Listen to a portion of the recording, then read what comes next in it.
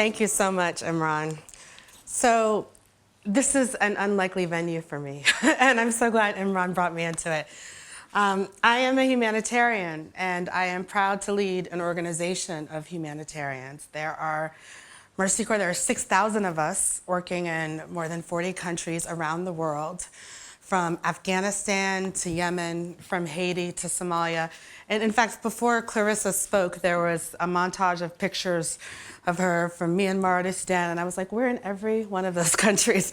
So thank you for bringing attention to the work. It's an honor for me to lead this team, this amazing team, and represent them, whether it's meeting with small groups of UN leaders, which I was doing just yesterday in Geneva, or here with you all today. So thank you, Imran, again. I was so grateful and excited for this invitation to speak here.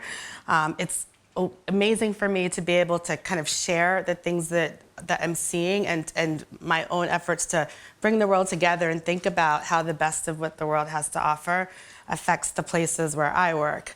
But as I said earlier, I'm used to speaking to a different crowd, so I was slightly terrified at the thought of planning what to wear today.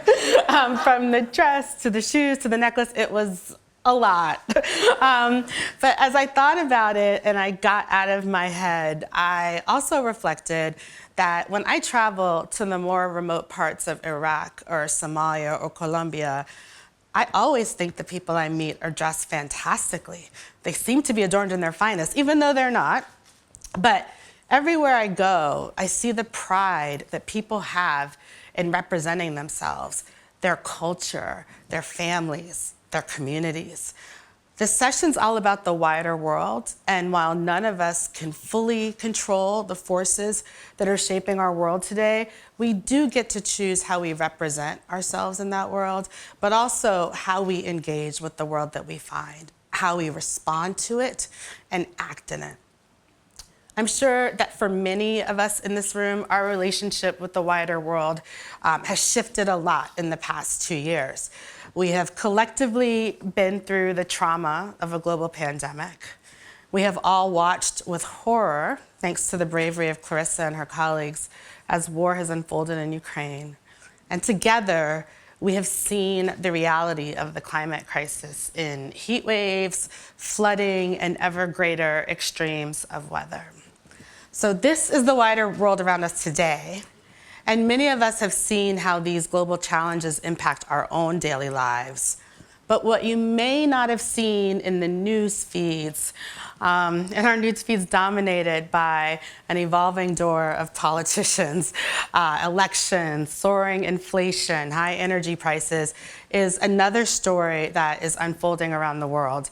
One that is largely untold, but could not be more urgent or more needing of your attention. Because these forces that we are all aware of and that are hitting us with high gas prices or high energy prices, climate change, conflict, and the COVID pandemic have created in 2022 the worst global hunger crisis in a generation. This is a crisis that will leave 1 out of 10 children malnourished by the end of this year. So I'll back up and talk about how we got here a little bit, because like everyone else, I want to end on a hopeful note. So the good news is that we have seen food crises before. 15 years ago, the price of wheat, rice, and cereals surged, triggering a panic and instability, may have helped cause the Arab Spring, and hunger around the world. And at that time, I left my role at the Gates Foundation and joined the Obama administration to launch a global hunger initiative aimed at tackling that. The then G8 at the time, before Russia invaded Crimea, had gathered together and said, we need to address this. But by the time I left the administration in 2015, 5 years later, we, together with partners across the world, had made such progress in addressing the hunger that the world began to raise our ambitions higher. So in fact, the Sustainable Development Goals that were agreed to that year, a few years before we started setting targets, and we had the audacity to have a target of ending extreme hunger and poverty by the year 2030. So imagine that in just 7 years, we had gone from the depths of crisis to the heights of ambition. But then came COVID-19 and a global pandemic that reversed in just 2 years the progress in tackling poverty that we had taken 2 decades to achieve. The immediate impact of the pandemic was like a natural disaster in every country around the world. And I think as we all saw, whether it was from here in London or in the US, that even though the pandemic was affecting all of us, it was not affecting all of us equally.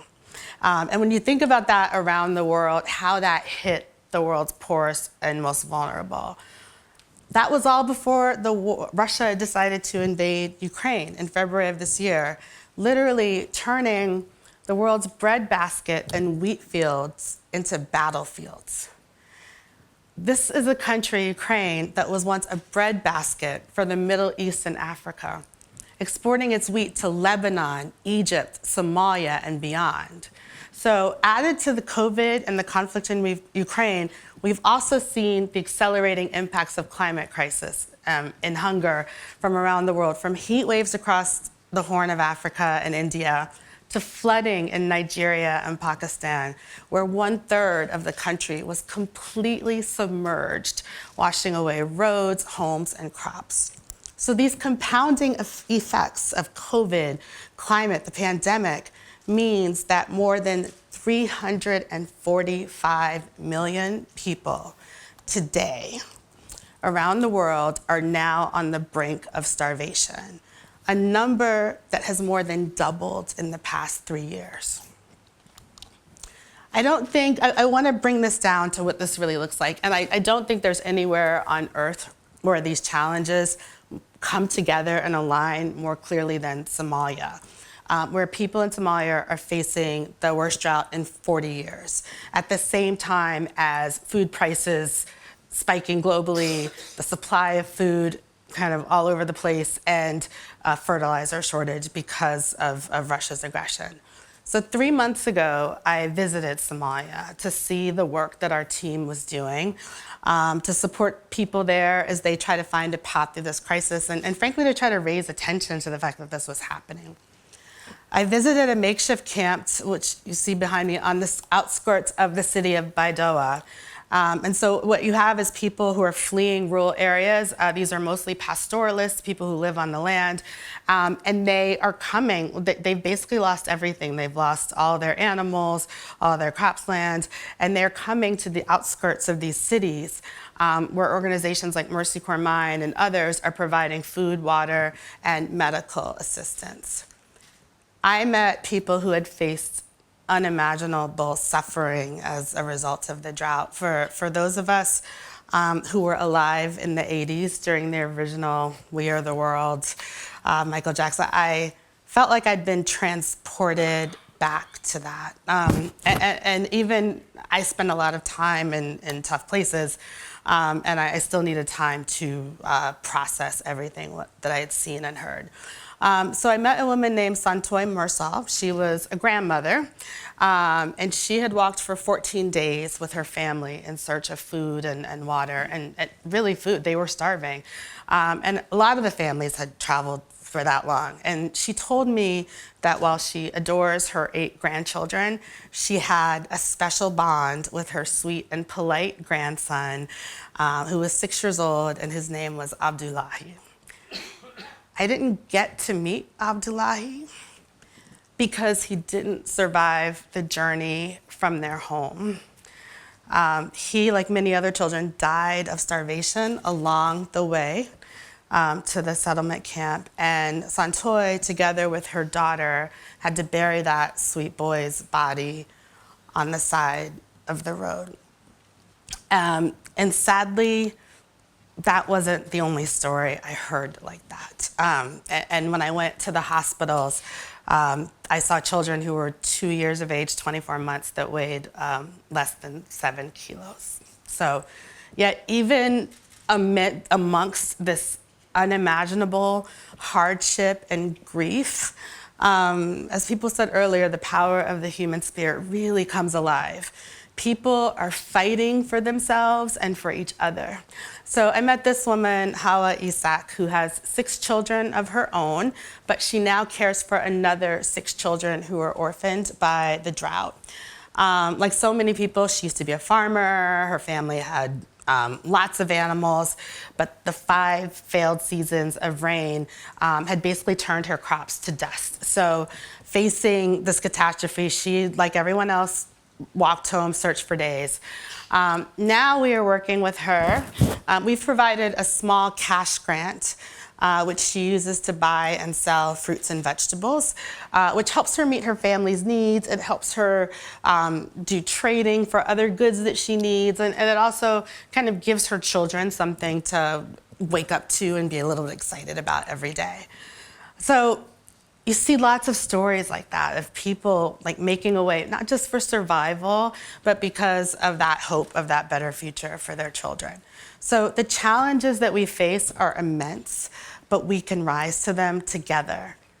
I was completely inspired by the incredible response we saw when war broke out in Ukraine. People were donating to organizations like mine. I went to Poland, to the border, to see what was happening. People gave their time and energy and money to help migrants and refugees. So many of my European friends and colleagues had even put themselves on lists and were hopeful to get a Ukrainian family to come live with them and to provide shelter. And it was amazing. And yet all I could think of was every refugee deserves this kind of welcome. So I couldn't help be disheartened by some of what I saw and heard as the response unfolded. There were media talking heads, no one here, who said that this was so shocking because it wasn't Afghanistan or Syria or Africa. It was Europe and people who could look like us and be our neighbors. With donor governments pulled funding from crises, and we pulled our funding from crises in Myanmar and Venezuela to redirect it to Ukraine.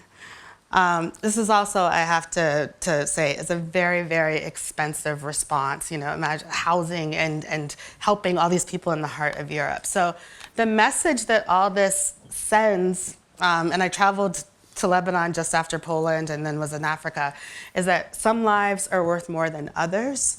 That the hunger, conflict, and the devastation of climate change is okay over there, but not over here. And Sophie alluded to this new non-aligned movement. I was in a session at the UN General Assembly a few months ago, and they had like 30 heads of state talking, so everyone has their little notes, and every single like global north person stood up, and before they said anything, talked about Ukraine and how they stand with the people in Ukraine and condemned Russia. Every single person from what we call the global south didn't mention it at all. So it was just a stark display. But I feel like the true lesson of the 21st century, and the only thing that I hoped would come out of COVID, is that we would all see that our worlds are so interconnected, right? We could not contain COVID within our border. Our future is bound together with people we have never met, who look different to us, who are on the other side of the world. Because in a world of pandemics, climate crises, global hunger, there is no us and them, right? It's only us. But this realization shouldn't overwhelm us. It actually should inspire us to really make small actions to make a difference and figure out ways in our own lives and in our own lines of work where we can contribute. Lebanon is one of the countries that has been hardest hit by the rising price of food in the war in Ukraine. I just mentioned I went there right from Poland. And before the war, Lebanon imported more than 80% of its wheat from Ukraine. So Lebanon already had been facing years of economic collapse. Then that was accelerated by this devastating border bomb. I don't know if you remember the Beirut port bomb. And so with that Beirut port bomb that's still not rebuilt, they actually don't have this like supplies of food that they normally had. So even before the war, like bread was one of the few affordable things that half the population that is living in poverty could afford. And so just when I was there a week later, you saw that collapse. Prices had gone up over 30%. And with the collapse of the economy in Lebanon, the domestic economy, my team like really switched the work they were doing and work now with small businesses and craftspeople to help get their products to market abroad, working with traditional Lebanese dairy providers to learn how to make Parmesan cheese and other things that they can't, so that they can continue to earn a living and support their families. I wear this necklace today because I met a gentleman named Mr. Nadar, who was a craftsman who lives in Saida, which is a beautiful city in southern Lebanon, home to many ancient monuments. And with help from us, he had brought a welding machine to accelerate his jewelry business and was marketing abroad. So this is actually something from his business. So we all have small things that we can do. Another example, we actually have a venture fund, and there's so much opportunity in here. In fact, the handmade market is the second biggest livelihood opportunity in low-income countries after agriculture. So you have millions of high-skilled people, most of them women, who are depending on their craft for income. And while there's increasing consumer demand for ethically sourced products, it's connecting that to consumers, to those creators, isn't always straightforward. So one of the things my team has invested in is a new online marketplace to connect cooperatives and social enterprises and businesses with global retailers. It's just one little example of how we're constantly searching for ways to make the world feel more connected and to bring the best of everyone to see the opportunities that can flow from these connections. So ultimately, this is how we will take advantage of opportunities that exist and overcome the global challenges that we face together. And I hope that all of you will leave with some hope and inspiration to do your small parts as we all are in this together. Thank you.